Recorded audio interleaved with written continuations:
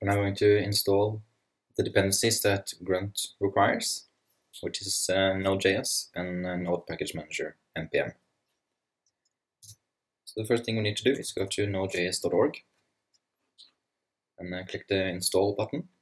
On Mac this will download a package file, and on Windows it'll download an installable exe file. So you need to follow the instructions and install Node.js. Once Node is installed, we need to create a couple of files that will describe our web project so that Grunt can understand how it's supposed to assemble your application. So the first thing we need to do is to create a new file called package.json. And in this file, we're going to put metadata that explains which dependencies that Grunt needs to install in order to assemble our application. This is a normal JSON file. We need to specify a name and a version for our application. I'm going to call it Screencast. And we're going to give it a version. And we're just going to give it version 1.0.0. And then we need to specify which dependencies that our application has. That's specified in a dev dependencies hash. And in here we're going to specify the dependencies that we're going to need. First one we're going to need is Grunt. We're going to need Grunt in version 0.4.5.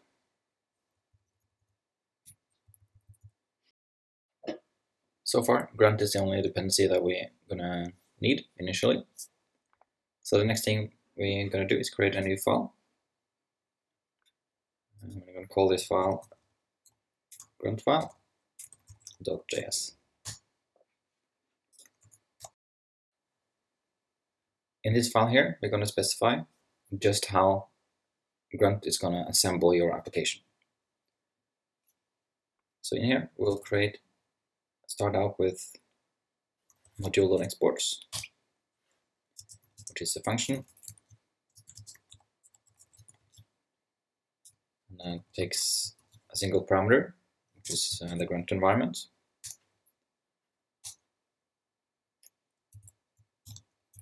And in here, we're going to start out by adding our configuration.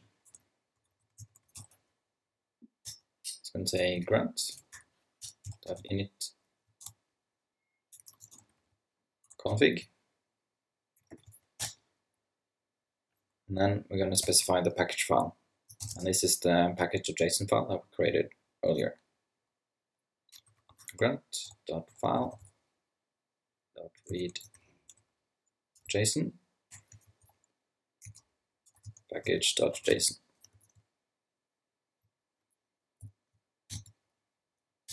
And then we're going to define our tasks. So we can have multiple tasks, and each task can have multiple steps. So we're going to start out with a default task, which is the task that's going to be executed when we run Grunt from the command line without any parameters. I'm going to use grunt.register task, and this is the default task. And then we're going to specify the steps that this task has. So far we don't have any, so an empty array is fine for now. So now that we have both our Grunt file and our package.json file, we can go back into our terminal, open a new terminal window or command line interface, command prompt. And then we're going to run npm install minus G for a global. So we're going to globally install the Grunt CLI.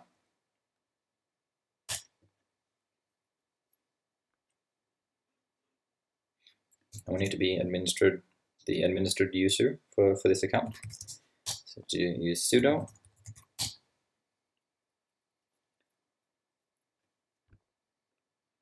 So here we installed Grunt CLI version 0.1.13.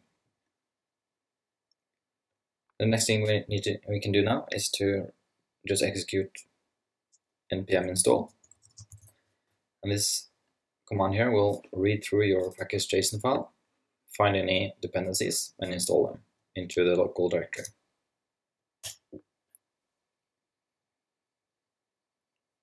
So we can see that it installed Grunt 0.4.5 in addition to all of these Grunt plugins.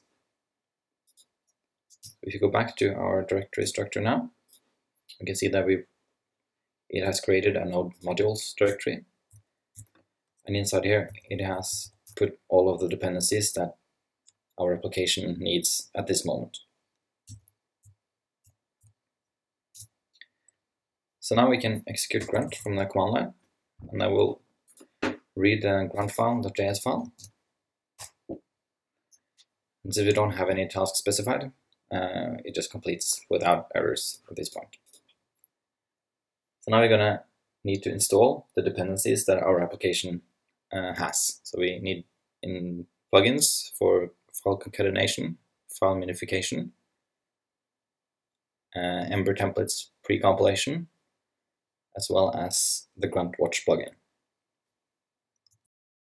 So the first plugin we need, or we're going to install, is the plugin to concatenate JavaScript files into a single file.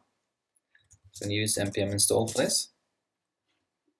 I'm going to install the Grunt contrib concat plugin, and we're going to give it an additional parameter, --save-dev. And what this parameter here is going to do is to update our package.json file with the correct dependency. So it's going to add grunt contrib concat with the current version into this package.json file. So we can see that it added grunt contrib concat version 0.4.0 as well as the chalk plugin that this plugin needs. So if we go back to the file here, we can see that it's added a line specifying the version of grunt contrib concat. So the next plugin we're going to install is the Grunt contrib JSHint. And this plugin will allow us to search for common bugs in our JavaScript code. Like so. And then we're going to need the Grunt contrib uglify plugin. And this is Minifier. So we'll take your JavaScript code and minify it so that you have less bytes to transmit across your HTTP requests. Like so. And then we're going to need the watch plugin. This is just a plugin that will watch your directory, and whenever one of your files change, you can automatically set it up to recompile your files or assemble your files. And the last plugin we need is the Ember templates precompiler. This one is called Grunt Ember templates.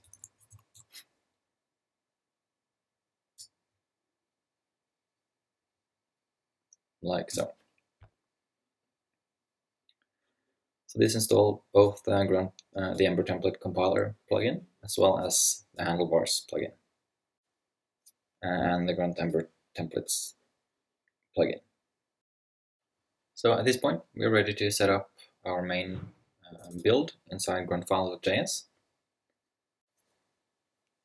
When we configure Grunt, we can either put all our config inside here, inside the init config function here, but that gets messy quite fast. So I like to put my configuration and split them up into separate files, so that I have one file for each plugin that Grunt uses. I'm going to add a function at the top here called config. It takes the name of the plugin that I want to configure. And here we're simply going to return require. I'm going to go into the current directory and into a directory called tasks. And then we're going to use a file called the same as our plugin. And I'm going to append .js to the end of it. So this require function here basically is going to go into the task directory and find a name, a plugin.js file. Then we need to create a new directory called tasks. And the first plugin we're going to configure is the concat plugin. So we'll create a new JavaScript file called concat.js. And in here we're going to configure the concat plugin. So we're going to start the file with module.exports equals. And then this plugin has two parameters, an options and a dist. And in the options section, it has the ability to put a separator between each of your files.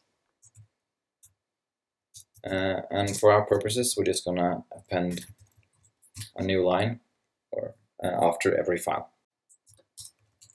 Then in the dist portion of the configure file, we're going to specify which source file is going to assemble, and as well as the destination file that is going to put the finished product into. So we say source, and in here we build up an array of all the files that we want to concatenate. In our case, we want to send into the app directory, and want to just find any file that's within that directory or any subdirectories that ends with .js, like so. Then we want to put the destination file somewhere, and generally I like to put it inside a dist folder, and then I want to use the name property of my package.json file. So in order to do that, we're going to use this way of specifying parameters. I'm just going to say package.name.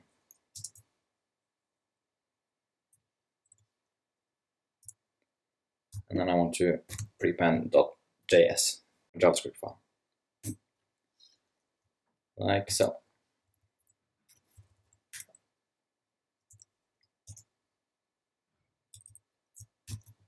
So this is for configuration of the concat plugin. And the only thing we're missing now is to actually call it from Grunt.js. So in order to do that, we're going to add an extra line here. And it says concat config. So we're going to use this config function up here. And we're going to just say concats. So it's going to look for a concat.js file inside the tasks directory. And it's going to use this configuration here to specify how it's going to concatenate your application. So the very last thing we need to do now is to tell our default Grunt task that we actually want to run this concat plugin. We do that by specifying it in this array. But before we're able to run this concat plugin, we need to load the plugin as an npm task. So we're going to use grunt.load npm tasks. And in here we're just going to say, give the name of the plugin, grunt contrib concats. So now everything is ready for us to go into the command line and execute the grunt command in order to find any JavaScript file inside app and assemble it into a single file called Screencast.js inside a new directory called dist. And go back here. We're just going to enter run Grunt. So we can see that it executed the option of the concat plugin as well as the dist section of the concat plugin. And it's created a file called screencast.js inside the dist directory. So if you go back to the file system, you can see here that it created a screencast.js file, which contains the contents of our app.js file. Next up, we're going to configure the JSHint plugin. So the first thing we'll do is create a new file inside the tasks directory called JSHint.js. And then we're going to start a file as usual with module.exports.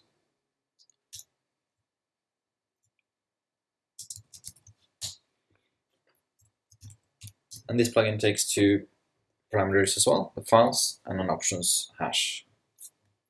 So inside the files array, we're going to specify the files that it's going to read and check for common JavaScript mistakes.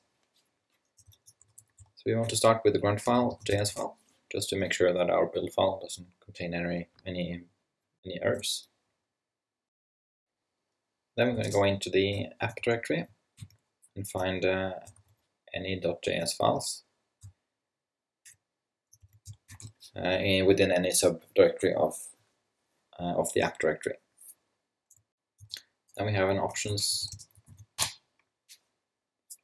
block where we can put any global settings that will help JSHint to search for bugs within our application. This is a globals section, and in here we're going to specify that we use jQuery, console, and module. So that's it for our JSHint configuration, which means we can go into our grunt file and add it as a step to our default task. I'm gonna add a JSHint step up here in the same way we did with the concat plugin. Need to remember to add it into npm to load it, as well as add it to our default task. So now we can go back to the terminal and execute grunt again. Back in the terminal, we can execute grunt. We can see that it's also executed the JSHint plugin, where it has checked two files and found them both to be lint-free, meaning that it doesn't have any of the common JavaScript bugs in them. So if you go back into the app.js file and remove, say, a semicolon from the end here, which isn't technically a JavaScript bug, but it's generally a good idea to have semicolons throughout your application. If you run grunt again now, we'll see here that it found a bug on line 3 of app.js, and it's missing a semicolon. So we add back in and run grunt again, and everything is fine. The next plugin we're going to configure is the Ember templates plugin. It's going to create a new file here called Ember templates.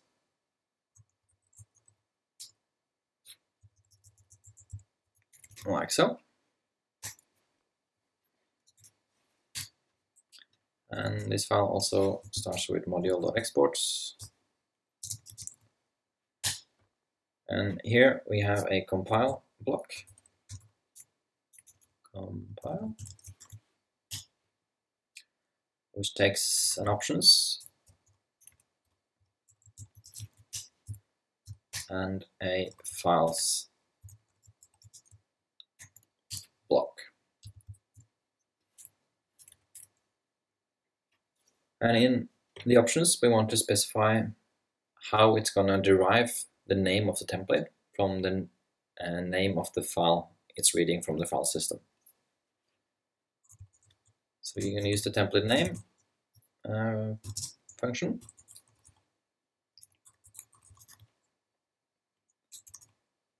And it gets a parameter, which is the source file. And in here, we're just going to return the source file without the /templates, which is the directory here. We don't want that in our template name. Replace. Use a regular expression, templates. Replace it with nothing. So we're just going to remove this templates / from the name of the template that we're going to use in Ember. Down here in the files, it takes two parameters. The first one is the name of the destination file, which we'll put in the dist directory, as with the concatenated file. Just going to call it templates.js. And the value for this key is the templates that it's going to find on the file system. So it's going to go into the templates directory in any subdirectory. It's going to find any file with the extension HBS. So that's it for the Ember templates configuration. Now we only need to add it to our Grunt file.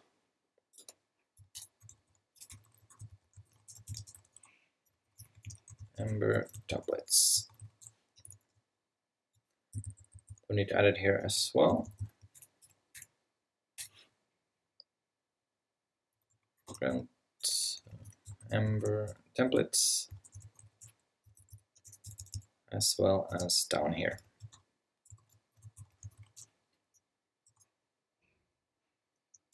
Now we can execute this from the command line. And you can see that it executed the plugin, but it doesn't really have any templates to operate on yet because we haven't created any. So we'll go into our index file. We're just going to move these templates into separate files. I'm going to copy the contents here of the application template. I'm going to create a file in here called application.hbs and paste that in here. I'm going to do the same with the index template. Call that index.hbs.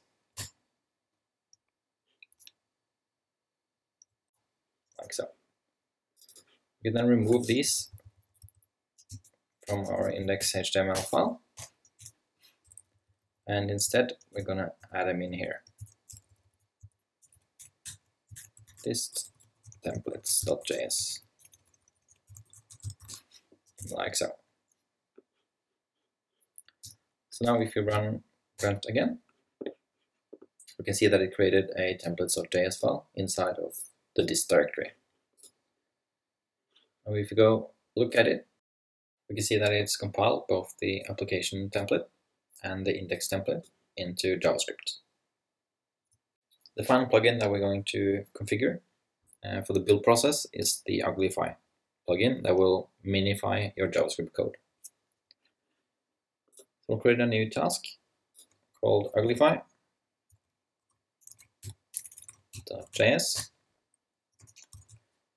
As usual, it starts with module.exports. And this one has an options and a dist block. Inside the options here, we can specify a banner that will go on the very top of your file. This is usually where you put your license or other information like the date it was assembled. We're going to create a simple banner. And we're going to start with /star to make it a comment, and then with an exclamation mark just to tell that this comment shouldn't be removed from other minification processes if there are any on further along or on your server. We need this expression tag again, and in here we're just going to print out the date. So grunt.template.today, and we can specify the format that we want the date to be shown in. So we'll just say month, day, year, to specify a US format for the date. And then we want to end the comments and add a new line to the file. Then inside dist, it has files. So inside this files block, we're going to specify a key and a value, where the key is the destination file and the value is the source file that we want to minify. So the destination file is inside this directory again, and we want to name it according to our package.name property, and we're going to append .min.js. And the value for this key is the source file, which is this file Screencast.js. But here we can simply use the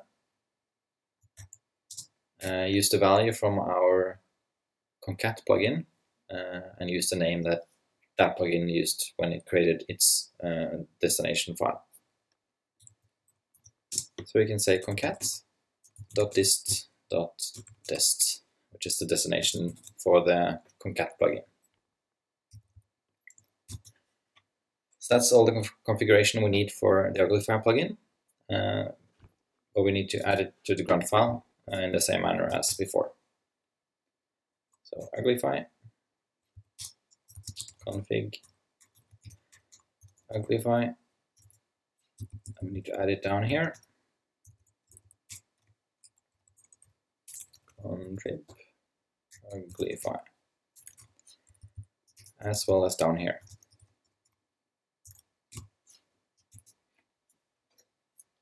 So now we can go back to our command line and execute grunt again. Then we have a bug in our Uglify unexpected token.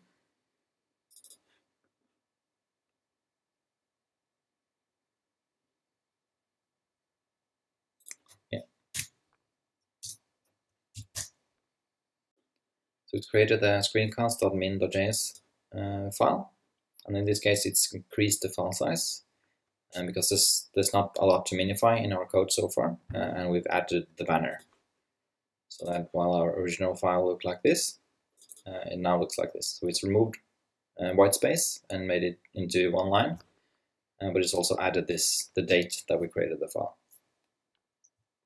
So now that we have assembled our application, we can update our index.html file. So instead of adding this app.js file manually here, we're going to go into the dist directory, and we're going to specify this screencast.js file. And while in production we would use the minified file, while we are developing, we need to see line numbers, and we need to be able to navigate into our source code. So that we'll use the unminified file for development. Once we go into production, we'll use the minified file instead. So now we should be able to go back to our browser and refresh our application. And we can see that our application is now still running. So if you go into the index.html handlebars template, we should be able to add some code here. So let's make this header. And then we need to run grunt again. And now we can see that we've added this as a header instead of, so we precompiled our template and it's included in the page. But in order to stop having to go back into the terminal and manually execute grunt for each and every time we update our code, we can use the Grunt Watch plugin so that it will go through our code whenever we make changes to our file. And we'll look at that in the next screencast.